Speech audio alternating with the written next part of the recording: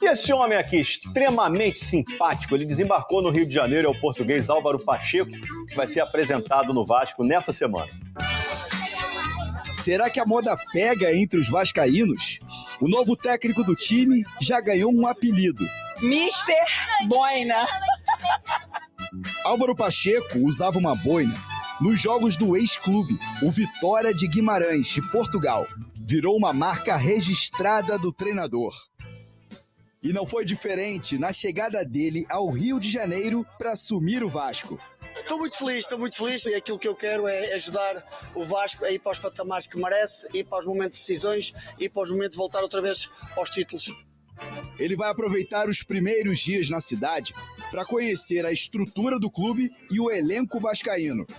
Álvaro Pacheco não vai comandar a equipe contra o Fortaleza, pelo segundo jogo da terceira fase da Copa do Brasil.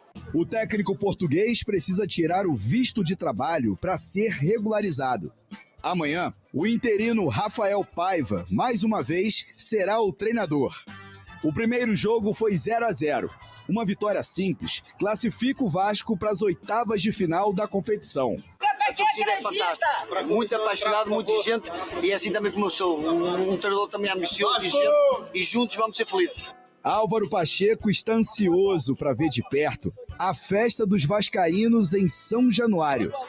É um prazer muito grande estar no Gigante da Colina. O português Álvaro Pacheco chegou ao Rio ontem, falou pela primeira vez como treinador do Vasco, mesmo sem o anúncio oficial do Vascão. Cadê? Enfim, o novo comandante do Cruz Maltino chegou. Álvaro Pacheco desembarcou neste domingo no aeroporto do Galeão e mesmo sem anúncio oficial já falou pela primeira vez como técnico do Vasco. É um grande no Brasil e no mundo, portanto para mim é um orgulho muito grande fazer parte desta família. Torcedores do Cruz Maltino marcaram presença e já mostraram qual será a marca do técnico no Rio de Janeiro, a sua boina. Eu acho que ele vai arrumar o time, eu acho que ele é bem organizado, a gente conseguiu acompanhar o trabalho dele, eu acho que vai dar bom, vai dar bom. Ainda não se sabe quando o treinador irá estrear, mas o português de 52 anos já traçou a meta nessa temporada. E aquilo que eu quero é ajudar o Vasco a ir para os patamares que merece, ir para os momentos de decisões e para os momentos de voltar outra vez aos títulos. A gente estava lembrando aqui quantos portugueses já passaram como treinador do Vasco, né? Porque é um clube completamente associado sua história a Portugal. Esse que tinha que ter identificação com o português mesmo. O português como treinador, ou Flávio Vinick, ele que aparentemente é o pai do Pedrosa, né? Tô lembrando careca, do Pedrosa aí, hein? Tá grande, já tá mais pra branquinha, né? Então ele aparentemente é o pai do Pedrosa. A gente ainda não tem informações sobre o Pedrosa, se ele aprovou essa contratação, né? Que ele tá de férias, tá passeando e tudo mais. O menino merece trabalhar muito. O Pautorando, eu vejo lá nos comentários dele, o Pautorando e você viajando, Lucas Pedrosa. Tá aí o novo treinador do Vasco da Gama. Falou como treinador já mais ou menos, né, Flavinho? Porque o Vasco mesmo ainda não anunciou. Tá tudo confuso lá no Vasco, né? Quem é que tá dando a canetada agora é o Pedrinho, mas a grana não vinha da empresa, quem vai pagar o salário deles, tudo tem que ser acertado, né? Uma boa, ele fez um bom trabalho lá em Portugal, chega aqui com uma grande esperança, né? Um clube português, trazer um técnico vascaíno, tá na moda técnico portugueses aqui no Brasil. Agora, no meio disso tudo, tem um jogo importante amanhã, contra o Fortaleza, a Copa do Brasil, uma competição que acho que o Vasco tinha que olhar mesmo com bons olhos e focar, porque o Campeonato Brasileiro vai ficar muito difícil brigar por um título, claro que não é a realidade do Vasco. Agora, na Copa do Brasil, dá para ir passando de fase, ganhando uma graninha aí que vai ser importante para deixar os salários em dia, e é um jogo dificílimo. O Vasco empatou com o Fortaleza fora de casa, amanhã quem ganhar segue, se empatar vai para pênalti. E o Fortaleza chegando com força, né? Fortaleza nos últimos anos está mostrando que a equipe de Série A, de competições internacionais, foi vice-campeão da Sul-Americana. Então é uma parada dura para o Vasco, e acho que uma vitória não é impossível. Acho que nem tem favorito.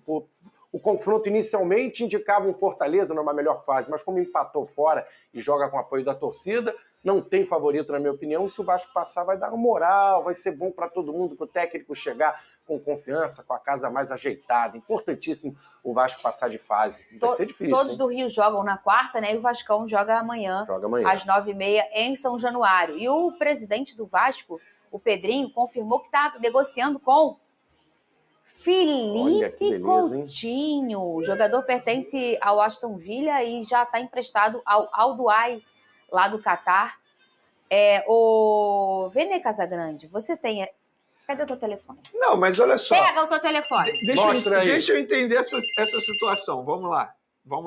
O Pedrinho confirmou que ele está negociando. O Pedrinho é o presidente do Vasco Associativo. Mas e a 77? Ela vai Ninguém querer tá entendendo também. Pega o teu telefone, sobe o teu drone e vê isso, garoto. Pode deixar, eu vou fazer isso. Caramba, até para entender. Todo mundo tá querendo saber e você tá aí. Você que vai explicar. Porque, com todo respeito, não faz o menor sentido. O Pedrinho, que bom que ele está tentando a contratação desse baita jogador. Maneiro demais. Bacana a atitude do Pedrinho. A questão é, a 77 precisa aprovar. Porque o próprio Pedrinho disse que o futebol vai continuar com a 77. Nessa situação mas juridicamente está deslocado, né? Beleza, mas eu duvido que a 77 vai simplesmente desistir dessa situação e não vai tentar pegar de volta o que ela perdeu na justiça. A situação da 77, no momento, não é só com o Vasco, né? A situação da 77 ela é a nível mundial com todos os outros clubes em que eles trabalham. Então, assim, o problema deles não está tipo assim só... o Vasco entrou na justiça, a gente está com problema com o Vasco. Não, eles estão com severos e grandes e muitos problemas. Então, o Vasco é mais um problema. Só que até o momento eles descumpriram nenhum acordo. O próprio Pedrinho falou isso, inclusive. Nenhum acordo financeiro. Eles cumpriram tudo até o momento. A gente pode debater se a 77 é uma boa empresa ou não. Na minha opinião, não é uma boa empresa. A gente está conseguindo ver isso, não pela situação do Vasco só. Você acabou de citar. Situação mundial. Lá na Bélgica, por exemplo, a torcida do clube que eles têm fez protesto e não deixou o time entrar em campo por conta da 77 e vive fazendo protesto para a 77 ir embora. O Josh já não foi... Sim, ele renunciou. Ele que era a maior... Tá difícil, hein? A figura, vamos dizer, da 777. Porque eu sempre falo, né? O torcedor, quando ele tem uma SAF, ele quer entender o que é aquilo, né? Não é uma empresa, um número. Quem é? De quem eu compro, né? E acaba, por exemplo, o Bota tem o John. Legal, é um cara, é um dono único, facilita bastante. O Vasco tinha aquela marca daquele blazer de óculos, o boné, e o Josh era essa cara, e não é mais, não tem mais ele.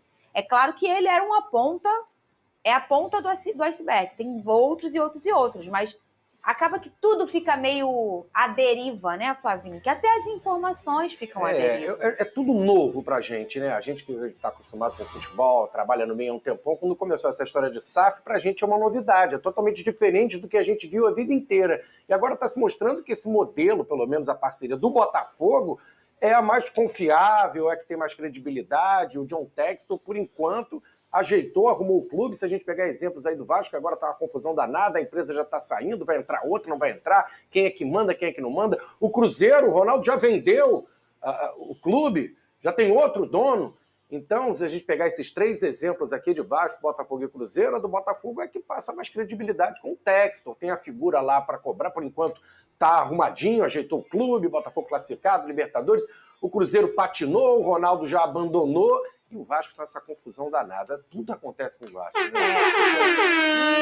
Lembrando que muita gente acha que o Botafogo fez assim para ter uma SAF. Não, foi um tempo de estudo. Serve de exemplos aí para outros clubes que querem se transformar em SAF. Saiba que para quem você está vendendo. Eu digo isso porque eu até acompanhei de perto em relação ao processo, à votação, que foi na sede. Eu até, na época, pela Botafogo TV, apresentei essa votação. Foi um processo muito grande, teve um estudo para entender o detalhamento de todas as dívidas do Botafogo, o entendimento do que seria a SAF e o que não seria. Quase que unanimidade foi a votação pelo 5, que internamente todo mundo entendia no clube, no social, que ou era aquilo ou não era, né? Então, assim, foi uma questão de interesse grande do Botafogo, mas também de um estudo e uma calmaria muito grande. Não foi feita do dia para a noite, né? Foi feito com muita atenção. O Vasco estava em situação parecida também, né? Se não fechar, se não virar SAF, o clube vai fechar, vai falir, mas será que teve uma investigação, uma grande pesquisa para saber para quem o Vasco estava vendendo? Será que não deu para fazer um levantamento dos outros clubes que a empresa tinha? Porque não tem ninguém bem com a 777, né? Então, a visão era um indício, que eu tenho, né? pelo menos fazendo esse comparativo entre Botafogo e Vasco, a gente pode discutir várias decisões do John Textor, a postura dele em vários momentos. Ao menos, ele bota a cara. E ele se faz presente a todo momento. Isso. E presente de maneira literal, na arquibancada, comendo churrasquinho com o torcedor. Ele gosta. No caso do Vasco, a gente nunca viu isso. Não. A gente viu o Josh Wander aqui dando uma entrevista falando: a gente vai ficar igual o Flamengo.